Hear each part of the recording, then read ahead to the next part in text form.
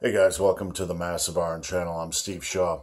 Was doing a live feed last night on Instagram and received a question, what is the best way to progress in strength on the deadlift from 315 to 405? Also received the same question, what is the best way to progress on bench from 225 to 315? Those came back to back. So I want to talk about that in this video. Before I do so, if you have any questions, you can check out the link below. Submit your questions. The best questions I turn into videos just like this. So what is the best way to progress in strength rapidly? What is the best way to move your deadlift from 315 to 405? Your bench from 225 to 315 in a short period of time? Well, the specific question, the first question, the gentleman wanted to know what he could do, excuse me, to get his deadlift to 405 or up nearly 90 pounds by the end of February. And this is exactly what I told him in the live feed. I said, you need to stop worrying about making big jumps, doing something that might not be possible. Instead, stop trying to jump to some arbitrary number, like I want to have a deadlift of 550 by May, or it'd be the same thing if I said I want to deadlift 800 by the end of the year. That's all good and well, but basically you're just pulling numbers out of your ass. You're just pulling arbitrary numbers. Goals are good. Goals are good. To say you want to have a 400-pound deadlift by the end of the year would be reasonable.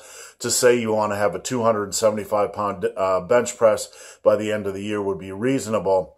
But those are the big, lofty goals. What you need to focus on when you're building strength is not, I want to have 100 pounds of my deadlift by the end of next month. You want to focus on the next 5 pounds. You want to focus on the small jumps. That's how you make substantial progress over time in the lifting realm. So you can set big goals, you can set lofty goals, but instead of trying to focus on adding 90 pounds to your deadlift by the end of next month, you're better off just focusing by trying to add a rep to each set the next time you're in the gym. This is how it's done. This is how it's done. This is the basis for the rep goal system that I created, and you can find a link to my book, Massive Iron, below, which features that. But this is how real-world progress is done. You're in the gym, you grind it out, you go after rep additions. You don't go into the gym each day expecting to add 5 pounds to each lift. That might work for a few months. That might work for several months as a beginner. But once you're done with the beginner stage, like this gentleman trying to get his deadlift to 405, he's deadlifting 315 now. He's no longer a beginner. He's a late beginner. He's probably used to that consistent progression. He's wondering how he can continue. He's assuming he can maintain that progression. There's some magical program that'll get him to add 90 pounds to his deadlift in a month. And that's nonsense. That's not going to happen. That's not reality. There's no program I can pull out of my ass and give you guys. That's simply not reality. But what you can do is focus on the next 5 pounds. You can focus on adding a rep to your deadlift or your bench press sets. If you're doing, say, 305 for 5 reps on deadlift, try to get to 305 by 6. Try to get to 305 by 7. Try to get to 305 by 8. And then add 5 pounds to the bar. Don't discount these small little steps. Don't discount these small weight increases. That is how it's done over time. That is how you build big strength. You have to be relentless for one more rep.